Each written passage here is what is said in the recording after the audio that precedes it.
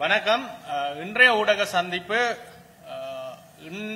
இன்றைக்கு 2025ஆம் ஆண்டு இன்றிலிருந்து சுமார் 35 வருடங்களுக்கு முன்னுக்கு இந்த நாட்டில் வாழும் இஸ்லாமிய மக்களுக்கு, இஸ்லாமிய சகோதரர்களுக்கு விடுதலை புலிகளால் இழைக்கப்பட்ட பாசிச புலிகளால் இன்றைக்கு 35 ஆண்டுகளுக்கு முன்பு இழைக்கப்பட்ட ஒரு கொடிய வரலாறை மீண்டும் உங்களுக்கு நினைவுறுத்துவதற்காக இந்த ஊடக சந்திப்பு. கடந்த 2-3 தினங்களுக்கு முன்னுக்கு பாராளுமன்ற உறுப்பினர் திரு ரவுப் ஹக்கீம் அவர்கள் பாராளுமன்றத்தில் குருக்கள் மடத்தில், மட்டக்களப்பு குருக்கள் மடம் என்னும் இடத்தில் சுமார் 150க்கு மேற்பட்ட இஸ்லாமிய சகோதரர்கள் பாசிச புலிகளால் கொன்று புதைக்கப்பட்டதாக குறிப்பிட்டிருந்தார். அந்த நிகழ்வு நிகழ்ந்த தினம் இன்று போல் ஒரு ஜூலை மாதம் 12ஆம் தேதி 1990ஆம் ஆண்டு. இது அந்த குருக்கள் மடம் படுகொலை தொடர்பாக பிபிசியினால் அறிக்கையிடப்பட்ட அறிக்கை. இந்த அறிக்கையின் பிரகாரம் இன்றைக்கு 35 ஆண்டுகளுக்கு முன்பு 1990ஆம் ஆண்டு ஜூலை 12ஆம் தேதி மட்டக்களப்புல குருக்கள் மடம் என்ற இடத்துல தமது மத கடமையான ஹஜ்ஜுக்கு சென்று திரும்பிய முஸ்லிம் மக்கள், இஸ்லாமிய சகோதரர்கள், ஆண்டாண்டு காலமாக தமிழ் மக்களுடன் இணைந்து வாழ்ந்த தமிழ் பேசும் மக்களான இஸ்லாமிய சகோதரர்கள் 170க்கும் மேற்பட்டவர்கள் புலிகளால் கொன்று புதைக்கப்பட்ட தினமாகும். இந்த பிபிசியின் அறிக்கையின்படி 1990ஆம் ஆண்டு ஜூலை 12ஆம் தேதி கல்முனை மட்டக்களப்பு பிரதான வீதி வழியாக வாகனங்களில் பயணித்துக் கொண்டிருந்த முஸ்லிம் பொதுமக்களை விடுதலை புலிகள் அமைப்பினர் ஆயுத முனையில் கடத்தி படுகொலை செய்த தினமாகும். ஹஜ் கடமையை நிறைவேற்றிவிட்டு திரும்பியோர், தொழிலுக்காக வெளியூர் சென்று வந்தோர் உட்பட பலர் இதன் போது கடத்தி படுகொலை செய்யப்பட்டனர். இவர்களில் பெண்கள் மற்றும் குழந்தைகளும் அடங்குவர். சம்பவ நாள் காலை தொடக்கம் மாலை வரையில் புலிகள் இயக்கத்தவர்களால் கடத்தப்பட்ட முஸ்லிம்கள் ஓரிடத்தில் தடுத்து வைக்கப்பட்ட பின்னர் வேறொரு இடத்துக்கு அழைத்துச் செல்லப்பட்டு படுகொலை செய்யப்பட்டார்கள். இந்த படுகொலை நடைபெற்று 20 நாட்களுக்கு பின்னர் காத்தான்குடியில் 2 பள்ளி வாசல்களிலும் இரவு நேரம் தொழுது கொண்டிருந்தவர்கள் மீது விடுதலை புலிகள் துப்பாக்கிச் சூடு நடத்தினார்கள். இந்த படுகொலை கடத்தப்பட்டோரில் பெண்கள், குழந்தைகள், வயோதிபர்கள் இருந்தமையினால் அவர்கள் விடுவிக்கப்படுவார்கள் என அந்த ஊர் மக்கள் நம்பியிருந்த போதிலும் மட்டக்களப்பில் உள்ள ஒரு தேவாலயம் ஒன்றின் அருத்தந்தை ஒருவர் ஊடாக இந்த மக்களை விடுவிக்குமாறு குருக்கள் மடம் பள்ளிவாசலூடாக செய்தி அனுப்பியிருந்தார்கள். ஆயினும் மக்களை விடுவிக்குமாறு புலிகளுக்கு ஒரு அருத்தந்தையரூடாக செய்தி அனுப்பியிருந்தார்கள். ஆனால் இந்த சம்பவம் தொடர்பில் புலிகளுடன் பேசுவதற்கு சென்ற அருத்தந்தை பின்னர் ஊர் மக்களை சந்திக்கவில்லை. கடத்தப்பட்டவர்களுக்கான இறுதி கடமைகளை இஸ்லாமிய சமய பிரகாரம் மேற்கொள்ளுமாறு அந்த அருத்தந்தையிடமிருந்து மாலை 7 மணி அளவில் அந்த மக்களுக்கு செய்தி சொல்லப்பட்டிருக்கின்றது. இந்த அறிக்கையில தங்களுடைய குடும்பங்களை இழந்தவர்களுடைய பேட்டிகள் பிபிசி ஆவணப்படுத்தி இருக்குது. சரியா? இப்ப இந்த குருக்கள் மடம் படுகொலை சம்பவம் தொடர்பாக நேற்று முன்தினம் 2 நாட்களுக்கு முன்னர் பாராளுமன்ற உறுப்பினர் ரவுப் ஹக்கீம் அவர்கள் பாராளுமன்றத்தில் பேசியிருந்தார். ஹக்கீம் பேசியதற்கு பின்னர் பல தமிழ் தேசிய வாதிகள் என்று சொல்லப்படுகின்றவர்கள் பல விமர்சனங்களை வைத்திருந்தார்கள். இந்த குருக்கள் மடம் தொடர்பாக ஹக்கீம் என்னத்துக்கு இப்ப பேசுகின்றார் என்று. ஹக்கீம் இப்ப பேசினாலும் அப்ப பேசியிருந்தாலும் இங்க பிரதானமான விடயம், இந்த குருக்கள் மடத்தில் 170க்கும் மேற்பட்டவர்கள் விடுதலை புலிகளால் கடத்தப்பட்டு கொல்லப்பட்டு அங்கு புதைக்கப்பட்டிருக்கின்றார்கள். அந்த புதைக்கப்பட்டவர்களுடைய லிஸ்ட், இறந்தவர்களின் லிஸ்ட் இங்கு பாதிக்கப்பட்டவர்களால் எங்களுக்கு தரப்பட்டிருக்கின்றது. இதுல 72 பேர் இருக்குது. சரியா? அப்ப இப்ப நாங்கள் கூறிக்கொள்ற என்ன விடயம் என்றா, இப்ப நீங்க செம்மணியில புதகுழி தோண்டப்படுகிறது. இப்ப துணுக்காய் தொடர்பாக நாங்கள் பேசி இருக்கின்றோம், அங்கு தோண்டப்பட வேண்டும் என்று. அதே போன்று இந்த குருக்கள் மடத்தில் இந்த இஸ்லாமிய சகோதரர்கள் இழைக்கப்பட்ட அநீதிக்காக இது தொடர்பான விசாரணைகள் அந்த காலகட்டத்தில் முன்னெடுக்கப்பட்டு இன்னும் மட்டக்களப்பு மேஜிஸ்ட்ரேட் கோர்ட்ல வழக்கொன்றும் இருப்பதாக அறிய கிடைக்குது எங்களுக்கு. இந்த இடம் தோண்டுவதற்கான இந்த மக்களை கொன்று புதைத்ததாக கருதப்படுற இடத்துல அகழ்வு பணிகள் ஆரம்பிக்கப்பட இருந்ததாகவும் பின்னர் அது சில காரணங்களால சரியான அந்த இடத்தை ஸ்பாட் பண்ண முடியாம அந்த சரியான இடம் குறித்த முரண்பாடுகள் இருந்ததால அந்த அகழ்வு பணிகள் பின்னர் தள்ளி போடப்பட்டதாகவும் அறிக்கைகள் இருக்குது. இந்த சம்பவம் குறித்து சர்வதேச அறிக்கைகள் இருக்குது. University teachers for human rights என்று சொல்லப்படுகின்ற மனித உரிமைகளுக்கான யாழ் பல்கலைக்கழக ஆசிரியர்களோட அறிக்கைகள் இருக்குது. சம்பந்தப்பட்டவர்கள் இந்த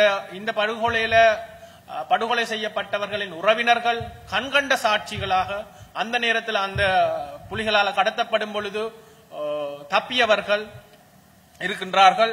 இந்த அறிக்கைகள், இந்த தப்பியவர்கள், இந்த குடும்ப உறுப்பினர்கள் இந்த ஆவணங்களை, இந்த அறிக்கைகளை, இதுகளை ஆதாரமாக கொண்டு இந்த விசாரணை மீள ஆரம்பிக்கப்பட வேணும். செம்மணி போன்று குருக்கள் மடமும் தோண்டப்பட வேணும். இங்கு பாதிக்கப்பட்ட அநீதிக்குட்படுத்தப்பட்ட இந்த மக்களுக்கு உடனடியாக விசாரிக்கப்பட்டு இந்த குற்ற பின்னணியில இருக்கின்ற விடுதலை புலிகளின் இந்த குற்றத்துடன் தொடர்புடையவர்கள் தற்பொழுதும் உயிர் வாழ்பவர்கள் அடையாளப்படுத்தப்பட்டு வெளிநாடுகளில் இருந்தாலும் சரி உள்நாட்டில் இருந்தாலும் சரி புனர்வாழ்வு பெற்று வந்திருந்தாலும் சரி இவர்கள் மீண்டும் தண்டிக்கப்பட வேண்டியவர்கள். அப்ப இந்த மெட்டது இன்னொன்று குருக்கள் மடம் தொடர்பாக ஹக்கீமேன் இப்ப பேசுகிறார் என்று சில வாதங்களை முன்வைக்கிறார்கள். சரி, யார் தமிழ் தேசிய பரப்பில் இருக்கிறார்கள், தமிழ்ல என்ன இந்த புலிகளை நியாயப்படுத்துபவர்கள் பெரும்பாலும். அப்ப திருப்பி நாங்களும் கேட்கலாம், இப்ப ஒரு அநீதி ஒன்று இழைக்கப்பட்டால் அந்த அநீதிக்கு நீதிய எப்ப கேட்கறதுன்றதை யார் முடிவு செய்யும்?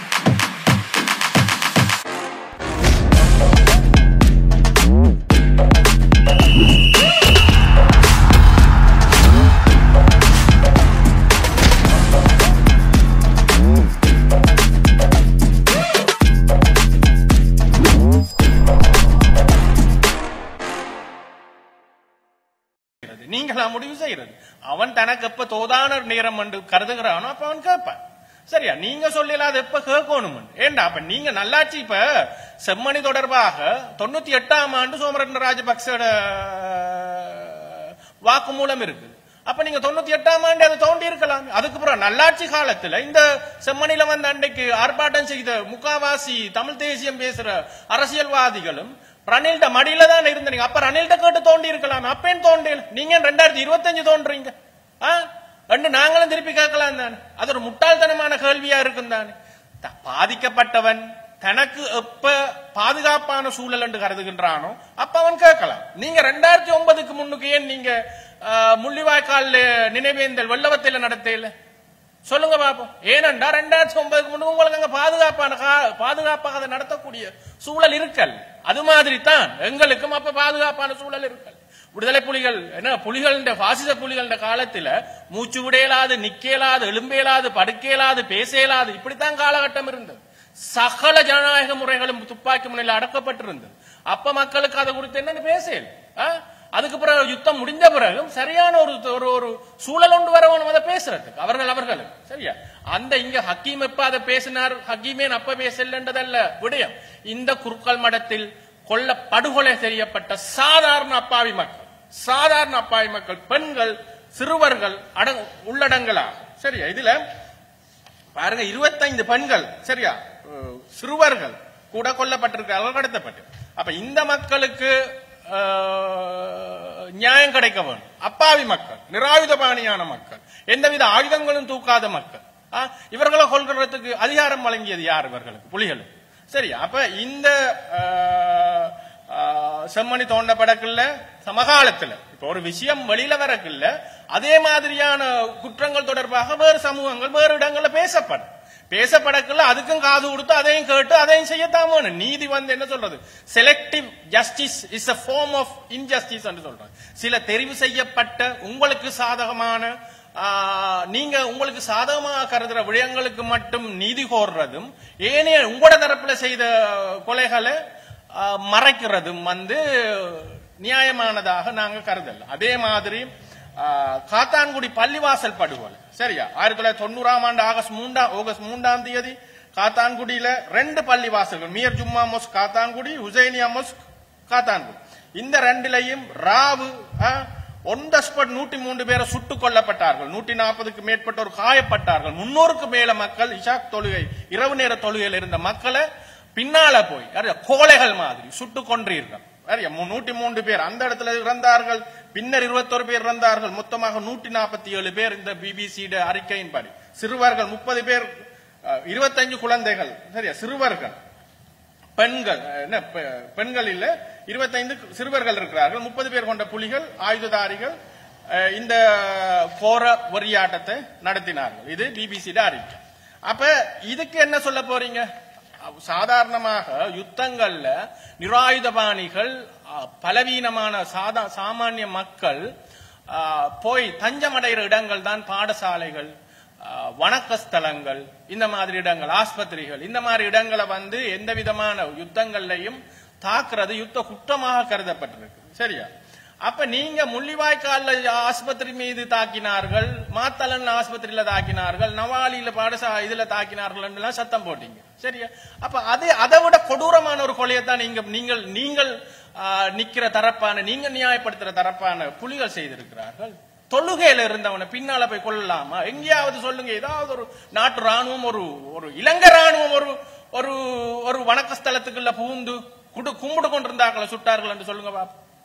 நாங்க இப்ப ராணுவத்தையோ இந்த தரப்பையோ நாங்கள் நியாயப்படுத்த வரல. அவர்கள் செய்த குற்றங்கள், அதுக்கான தண்டனைகள் எல்லாம் கிடைக்கப்பட வேண்டும். அவ்வாறு எவ்வளவோ நடந்து கொண்டும் இருக்கு. ஆனா இங்க புலிகள் செய்த குற்றங்களுக்கு எங்க தண்டனைகள் நடக்குது? நீங்க செய்யவே இல்லை என்று தான் இந்த நிமிஷம் வரைக்கும் சொல்லிக் கொண்டிருக்கிறீங்க. ஆகவேதான் இவை எல்லாம் மீண்டும் தோண்டப்பட வேண்டும். இதே மாதிரி பிறகு நீங்க என்ன செய்து ஏறாவூர்ல போய் கிட்டத்தட்ட ஒரு 5 கிராமங்கள் சரியா 1990 ஆகஸ்ட் 11 ராவு நள்ளிரவில் இருந்து அதிகாலை வரைக்கும் வெட்டியும் சுட்டும் கொண்டீர்கள். 115 ஆண்கள், 27 பெண்கள், 31 சிறுவர்கள், கர்ப்பிணி பெண்கள் உள்ளடங்கலாம் வைத்த கிழிச்சு பிறக்காத பிள்ளைய கூட வெளியில எடுத்து கொலை செய்திருக்கிறீர்கள். இது நாங்க சொல்லல, இந்த அறிக்கைகள் சொல்லுது. இது பிபிசி அறிக்கை சரியா. இது மாதிரி பல அறிக்கைகள் இருக்குது.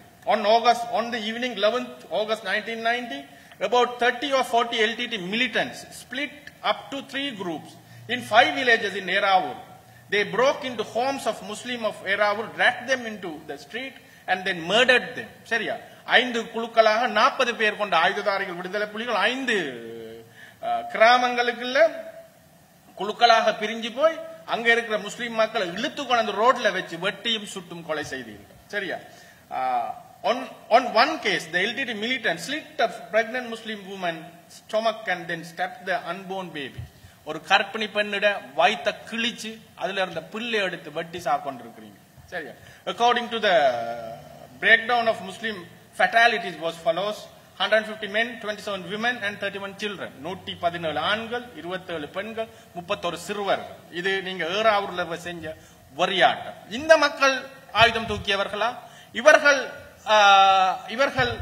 என்ன பாவம் செய்தார்கள்? பிறக்காத குழந்தைகள் என்ன பாவம் உங்களுக்கு செஞ்சது? அதே மாதிரி இது அக்பர்புரம், அகமத்புரம் என்று புலனறுவையில நீங்கள் செய்த வரியாட்டம் 1992 இது அக்டோபர் 15 அக்பர்புரம், அகமத்புரம் படுகொலைகளில் சுமார் 187 பேர் கொல்லப்பட்டனர். இந்த கோர கொலைகளில் 1.5 வயது குழந்தை தொடக்கம் குழந்தைகள், கர்ப்பிணி பெண்கள் என பல அப்பாவி உயிர்கள் தூக்கத்தில் இருந்து விழித்தெழுப்பப்பட்டு வெட்டியும் சுட்டும் கொல்லப்பட்டார்கள் சரியா. இது பிறகு நீங்க 1990 வடமாகாணத்தில் இருந்தே வவுனியாவில் மக்கள், இஸ்லாமிய மக்கள், சிங்கள மக்கள் இணைந்து வாழ்வதால வவுனியாக்கள் உங்களுக்கு இந்த வரியாட்டம் ஆட முடியல. ஏனைய 4 மாவட்டங்களான கிளிநொச்சி, முல்லைத்தீவு, யாழ்ப்பாணம், வடமாகாணத்தில் இருந்து நீங்க சுமார் 2 மணித்தியாலத்துக்குள்ள 1 லட்சத்துக்கும் மேற்பட்ட காலங்காலமாக தமிழ் பேசும் மக்களாக தமிழர்களுடன் ஒன்றாக இணைந்து வாழ்ந்த முஸ்லிம் சகோதரர்கள் ஒரே நாள்ல 200 ரூபாய் காசு தவிர அவர்களுடைய சகல பொருட்களையும் கொள்ளையடித்து விரட்டி அடித்தீர்கள். சரி, அப்ப இதுக்கெல்லாம் யார் தண்டனைதாரது? இதெல்லாம் ஏன் விசாரிக்கப்படலை? இதெல்லாம் விசாரிக்கப்பட வேணும். இப்ப இந்த காரணங்களை நாங்க, இந்த விஷயங்களை நாங்க சொன்னோன்னு நீங்க இப்ப என்ன செய்வினம், தூக்கி பிடிச்சு கொண்டு வருவினம். முஸ்லிம்கள் ஊர்காவல் படையோடு சேர்ந்து அங்க வெட்டி கொண்டார்கள், இங்க வெட்டி கொண்டார்கள், சத்ரு கொண்டான்ல கொண்டார்கள், இங்க கொண்டார்கள் என்றா நீ கொன்றவனை போய் கேளாத. சரியா? எவன் கொன்றானோ அவனை போய் அவனோட சண்டை போடு. உனக்கு அரசோட தான் அரசு அடக்குமுறையோட போராட்டம் இருக்குன்னா நீ அரசு அடக்குமுறையோட அரசாங்கத்தோட முண்டவன். உன்னை எவன் கொண்டானோ அவனோட தான் நீ போய் சண்டைத்தனம் செய்யும். சாதாரண அப்பாவிகள், இந்த குழந்தைகள் என்ன செய்து, இந்த பெண்கள் என்ன செய்தார்கள், இந்த ஆயுதம் எடுக்காத நிராயுதபாணிகள் என்ன செய்தார்கள், நீ அவர்களை கொல்றதுக்கு உன்னுடைய நியாயம் என்ன? சரியா? இந்த நாங்க பாதிக்கப்பட்டவனாக எங்களுக்கு நிகழ்ந்த இழப்ப பேசக்கல உடனே ராணுவம் செஞ்சது ஊர்வால் படுது, அதையெல்லாம் நீ போய் அவன்கிட்ட நாங்க ராணுவம் இல்லையே, நாங்க ராணுவத்துல அங்கம் வகிக்கலையே, எங்கட வீட்டுல இவரும் ராணுவத்துல இருக்கலையே, நாங்கள் அரசாங்கத்துல இருக்கலையே. அதால எங்கள்கிட்ட வந்து நீ இந்த நியாயம் பேசாது. இது ரெண்டையும் ஒரே தராசில இது வைக்க முடியாது. நீ கொடூர பாசிச கொலையாளி. உன்னுடைய கொலைகளை நீ ஏற்றுக்கொண்டுதான் ஆக வேண்டும். ஏற்றுக்கொள்ளலே என்றால் உன்னை ஏற்றுக்கொள்ள வைக்கிறதுக்கு எங்களுக்கு தெரியும். இந்த புலி வாளுகள் உலகளாவிய ரீதியில இருக்கிற வாளுகள்ல மிஞ்சி போன ஆக்களை நாங்களும் கொளற பிடிச்சு கொண்டு சர்வதேச நீதிமன்றத்துல நிப்பாட்டுறதுக்கு எங்களுக்கு தெரியும். அதுக்கான காலம் வந்திருக்கு. அதே மாதிரி புலிகளால பாதிக்கப்பட்ட சகல பேரையும் நாங்கள் இஸ்லாமிய சகோதரர்களை, தமிழர்களை, ஏனைய இயக்கங்கள்ல இருந்த இளைஞர்களை, அவர்களுடைய உறவினர்களை, இந்த மாதிரி எண்ணுக்கணக்கு இல்லாமல் பாதிக்கப்பட்டவர்களை நாங்க பாதிக்கப்பட்டவர்கள் அழைப்பு விடுக்கிறோம். எங்களுடன் வாருங்கள். இந்த போராட்டம் இது ஒரு போராட்டம். இந்த போராட்டம் தான் உண்மையிலே நியாயமான போராட்டம். இப்ப அங்கால நிக்கிற போராட்டம் இருக்குதான், இந்த தமிழ் தேசியம் என்று சொல்லி கொண்டு போய் போராடுறார்கள். அங்க வந்து வேண்டிய அளவுக்கு ஆக்கள் இருக்குது, அவர்களுக்கு வேண்டிய அளவுக்கு நிதி பலம் இருக்குது, வேண்டிய அளவுக்கு சர்வதேச ஆணையாளரே அங்கதான் வந்துட்டு போறார், இங்க வந்துட்டு போகல. அப்ப இங்க உண்மையிலே அநீதி இழைக்கப்பட்டது யாருக்கு? உண்மையிலேயே குரல் இல்லாதவன் யார்? நாங்கள் தான். ஒரு இளைஞன் இபிஆர்எல்எஃப்ல இருந்தவன் எனக்கு போன் அடிச்சு சொல்றான், தன்னை தேடி வந்து தன்னுடைய தான் இல்லாத கட்டத்தில் 2-3 தரம் தேடி வந்து அவர் இல்லாத கட்டத்தில் அவருடைய கற்பிணி பெண்ணை மூலா சந்தியில வச்சு சுட்டுட்டு கற்பிணி மனைவிய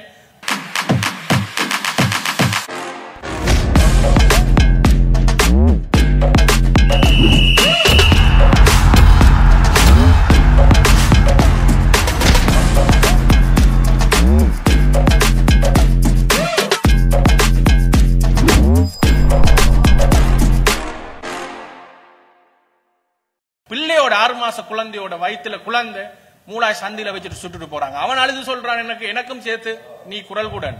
இன்னொருத்தன் துணுக்காயில இருந்து தப்பி வந்தவன் இருக்கிறான், அவனோட சேர்த்து 2 சகோதரர்களை கொண்டு போய் துணுக்காயில வைத்து அடித்தே கொலை செய்தார்கள். ரச்சிக்கடை என்று சொல்றது அந்த துணுக்காய் வத முகாம அங்க வச்சு கொலை செய்தார்கள். இவர்கள் 3 பேரையும் பிடிச்சு கொண்டு போனதால அந்த இளைஞன் தகப்பன் இன்னொரு பிள்ளைக்கு நஞ்சு கொடுத்து தானும் தூக்குல தொங்கி இறந்து போனார்.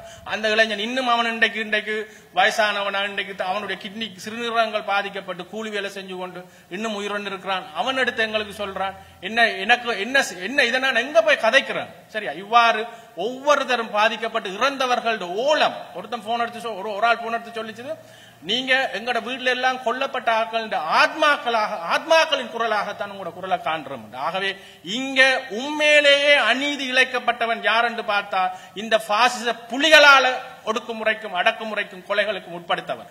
அரசு செய்த கொலைகளுக்கு எங்களுக்கு ஒரு வடிவம் இருக்கு, ஒரு சிஸ்டம் இருக்கு. எங்களால போராடி, எங்களால ஐக்கிய நாடுகள் சபைக்கு போயிடும், எங்களால நீதிமன்றத்துக்கு போயிடும். இன்றைக்கு எவ்வளவு பேர் அது மாதிரி தண்டிக்கப்பட்டிருக்கிறார். சரியா? ஆனா இவங்க செய்த கொலைகளுக்கு எங்களால எங்க போயிடும்? அப்ப நீங்க கேப்பீங்க, எங்க இப்பதான் புலிகள் ஏன் இல்ல 12,500 பேர் புனர்வாழ்வு பெற்றவர்கள் யார்? அவர்கள சரி கொஞ்சம் பேர் நாங்க சொல்லுமே வலுக்கட்டாயமா பிடிக்கப்பட்டவர்கள் இப்ப ராணுவத்தோட வேலை செய்கிற எங்கட நண்பர்களும் இருக்கிறார்கள். அதுக்குள்ள முன்னாள் புலிகள் நிறைய பேர் எங்கட நண்பர்கள் இருக்கிறார்கள். சரியா? அவையில விடுவோம். இந்த தளபதிகள் என்று சொன்னாக்கள் என்ன செஞ்சவின? அவர்கள் இன்றைக்கு இருக்கிறார்கள் தான். இவர்களுக்கு கொடுக்கப்பட்ட தண்டனை அரசுக்கு எதிராக கிளர்ச்சி செய்ததற்காகத்தான் இந்த புனர்வாழ்வும் இதுவும் கொடுக்கப்பட்டது. சரியா? இவர்கள் சாதாரண மக்களுக்கு எதிராக செய்த குற்றங்களுக்கு எந்த தண்டனையும் கொடுக்கப்படல. அதே மாதிரி இது ஐக்கிய நாடுகள் சபையிட பெனல் ரிப்போர்ட், பான் கி மூன் 3 பேரை கொண்ட குழுவால கடைசியில வெளியிட்ட பெனல் ரிப்போர்ட். இந்த ரிப்போர்ட் சொல்லுது கிட்டத்தட்ட 1500க்கும் 4000க்கும் இடைப்பட்ட புலிகளுடைய ஆக்கள் தப்பி போயிருக்கிறார்கள். இலங்கை அரசாங்கத்தின் சட்ட நடவடிக்கைகளுக்கு உட்படுத்தப்படாது.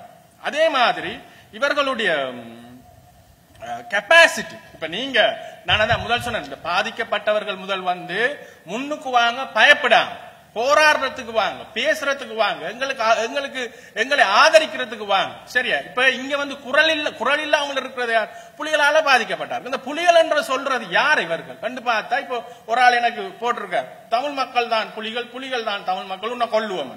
இதுல கிடக்குது, இந்த ரிப்போர்ட்லயே சொல்லுது, புலிகளோட capacity although it exact size at the time is not known. இவர் எவ்வளவு பேர் இவட கார்டு பேஸ் எவ்வளவு இருந்தாண்டு, at its peak it was not larger than 20,000. சரியா? Co-fighters consisted, if only fraction of that, it is final stages of the war, perhaps up to இன்னொரு 5000 கூட சொல்லலாம். கிட்டத்தட்ட ஒரு 20-25,000 தான் புலிகளோட கெப்பாசிட்டி, அவர்களுடைய கார்டு, அவர் புலிகளோட இணைஞ்சிருந்த மக்கள். இதுலயும் பலாத்காரமா கொண்டு போனார்கள் பாதி இருக்கு. சரியா? விரும்பி போனவன் 10-15,000 பேர் தான் இருக்கும். அப்ப இது 2012ஆம் ஆண்டு சென்சஸ் இலங்கையின் தமிழ் மக்களோட மொத்த சனத்தொகை 3.1 மில்லியன், கிட்டத்தட்ட 31 லட்சம். 31 லட்சத்தில இந்த 25,000 என்றது எவ்வளவு? 1% கூட இல்ல, 0.8%. இந்த 0.8% நாங்க பயப்படும்.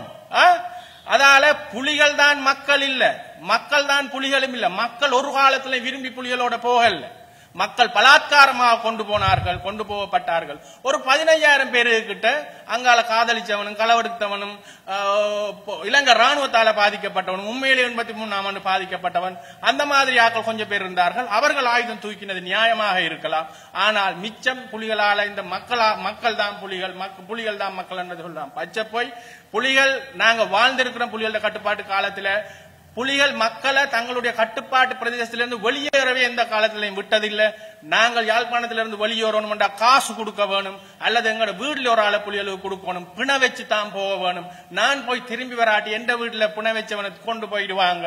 காசு உள்ளவன் காசு கொடுத்து லஞ்சம் கொடுத்து வெளிநாட்டுக்கு போனான், காசு இல்லாதவன் தான் துப்பாக்கிதாரியாக இங்க போக வேண்டி வந்தது. அப்ப இப்ப இந்த போய் வெளிநாட்டுல ரெண்டு கூச்சல்றாங்க தானே கொஞ்சம் பேர், தாங்க தான் புலிகள் அப்படி செஞ்சோம் இப்படி செஞ்சோம் கொல்லுவோம் சொல்ற இந்த பூச்சாண்டி எல்லாம் வந்து அந்த நேரத்தில் இவட தேசிய தலைவர் கூப்பிடக்கல, வா சண்டை பிடிப்போம் என்று விட்டுட்டு ஓடினார்கள். சரியா? விட்டுட்டு ஓடினாக்கள் தான் அங்க நின்று கொண்டு எங்களுக்கு சண்டித்தனம் காட்டுறார்கள். ஆகவே புலிகள் தான் மக்கள் அல்ல, மக்கள் புலிகள் அல்ல. ஒரு கொஞ்ச தரப்பினர், மிக கொஞ்ச தரப்பினர் 0.8% ஆக்கள் தான் புலிகள்ல இருந்தது. அதே மாதிரி கடைசியா உண்டு புலிகளை மக்கள் ஒரு ஜனநாயக கட்டமைப்பாக ஏற்றுக்கொள்ளல. இது புலிகள் 1989ஆம் ஆண்டு உருவாக்கின அரசியல் கட்சி, people's front of liberation tigers, விடுதலை புலிகள் மக்கள் முன்னணி. இந்த மக்கள் முன்னணிய மாத்தையா தலைமையிலையும் ஜோகி செயலாளராகவும் இருந்தவர்.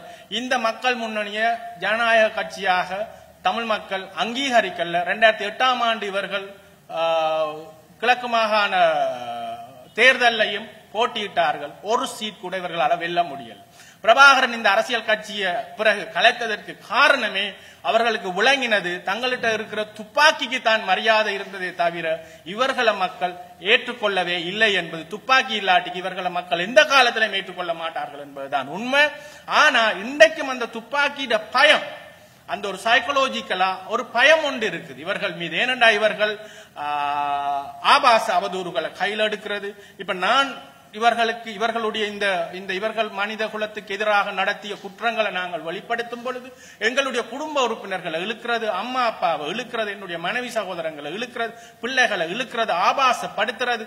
அப்ப இந்த சைக்கோலஜிக்கல் அட்டாக் இதுக்குத்தான் சாதாரண மக்கள் பேசாமல் பயப்பட்டு கொண்டு இருக்கிறார்களே தவிர மற்றும்படி இவர்கள் அங்கே ஒன்றுமே கிழிக்க முடியாதவர்கள். இப்ப பல்லு பிடிங்கின பாம்பு மாதிரி தான் இவர்கள். ஆனால் இவர்களுடைய இந்த பிழையான தகவல்கள் நிறுத்தப்பட வைக்கப்பட வேண்டும். ஆகவே புலிகளால, இந்த பாசிச புலிகளால பாதிக்கப்பட்ட அவர்களுக்கு அனைவருக்கும் நாங்க ஒரு அறைகூவல் விடுக்கிறோம். உங்களுக்கான பாதுகாப்பு எங்களால தர முடியும். நீங்கள் எங்களுடன் இணைந்து வேலை செய்வோம். வாங்க, நீங்க உங்களுடைய குரல்கள் வெளியில எழும்ப வேணும். பாதிக்கப்பட்ட ஒவ்வொருத்தரும் பேச வேணும். பேசும்போது இது நிச்சயமாக இல்லாமல் இந்த சமூகம் ஒரு ஜனநாயகப்படுத்தப்படும். தன்னுடைய நான் நினைக்கிற கருத்தை என்னால சொல்ல முடியாமல் இருக்குன்றது எவ்வளவு ஒரு வேதனையான ஒரு மனிதனுக்கு எவ்வளவு ஒரு மன உளைச்சலான விடயமாக இருக்கு. அதுவும் ஒரு பயமுறுத்தி நீ இதை பேசாது என்று பயமுறுத்தக்குள்ள எவ்வளவு ஒரு அவலமா இருக்கும். தன்னுடைய வீட்டுல கொல்லப்பட்டவன் இன்னாரால தான் கொல்லப்பட்டான் என்று சொல்லி அழ முடியாத ஒரு சூழல் எவ்வளவு ஒரு அவலமா இருக்கும். ஒரு அம்மா வந்து என்னோட சொல்ற, என்னுடைய வீட்டை விடுதலை புலிகள் வந்து என்னுடைய மகனை கடத்தி கொண்டு போய் அவன் ஓடி வந்து என்னுடைய மடியில தான் படுத்து கிடந்தான். 1 மாசத்துக்கு அப்புறம் அவனை கொலை செய்துட்டு சுட்டு கொண்டுட்டு அவனை கொண்டு போயிட்டாங்க. அவனை கொண்டு போய் கொலை செய்தார்கள். இன்றைக்கும் நான் என்ன செய்யறேன், இன்றைக்கும் போய் காணாமல் ஆக்கப்பட்டோட சண்டையில போராட்டங்கள்ல அந்த பக்கத்துல தான் நானும் நிக்கிறேன். காரணம், என்னை ஆதரிக்க எவரும் இல்லை. அங்க போய் நின்றா ஏதாவது எனக்கு கிடைக்கும், அதால நான் அங்க போய் நிக்கிறேன். ஆனா இங்க வந்து சொல்லி அவ அழுகிறா, இப்படித்தான் நடந்தது. சரி, அப்படி அந்த மாதிரி 1000 பேர் இருக்கணும் தங்களுக்கு நிகழ்ந்த அவலங்களை கூட வெளியில சொல்ல முடியாதவர். ஆகவே இந்த தருணம், இதுதான் தருணம். நீங்க பயப்படாமல் இதை நாங்க சொல்லுவோம், பேசுவோம். முன்வாருங்கள் அனைவரும். இறுதியாக, குருக்கள் மடத்தில் இஸ்லாமிய மக்கள் 1990ஆம் ஆண்டு கடத்தப்பட்டு கொல்லப்பட்ட சம்பவம் குறித்த விசாரணை மீள ஆரம்பிக்கப்பட வேணும். நீதிமன்றம் ஊடாக அதற்கான நடவடிக்கைகள் எடுக்கப்பட வேணும். அங்கு அந்த உடல்கள் தோண்டப்பட வேணும். அங்கு இறந்தவர்களின் உறவினர்களுக்கு நியாயம் பெற்றுக் கொடுக்கப்பட வேணும். இதுதான் எமது கோரிக்கை. செய்திகளை உடனுக்குடன் தெரிந்து கொள்ள உடனே சப்ஸ்கிரைப் பண்ணுங்க.